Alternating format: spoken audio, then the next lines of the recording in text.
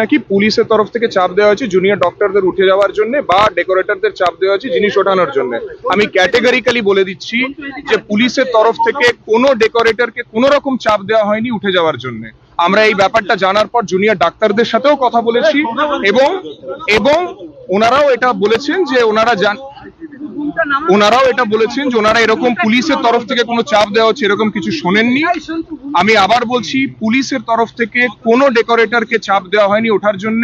Junior ডাক্তারদের সাথে আমরা এই ব্যাপারে কথা বলেছি এবং আবার আমি ওনাদেরও বলেছি, এখনো বলে রাখছি, যদি জুনিয়র ডক্টরদের এই সংক্রান্ত কোনো সহযোগিতা আমাদের কাছে যদি দরকার হয় আমরা ওনাদের সহযোগিতা করতে সবসময় রেডি আছি। Thank you. কিন্তু এই ডেকোরেটর যারা নিয়ে গেল মানে তাদের সঙ্গে আপনারা কথা বলেছেন যে তারা কাদের ইনস্ট্রাকশনে করছে বা কিছু? দেখুন, ওনারা নিয়ে গেছে, আমরা জুনিয়র ডক্টরদের জিজ্ঞেস করেছি ওনাদের সাথে কথা বলতে।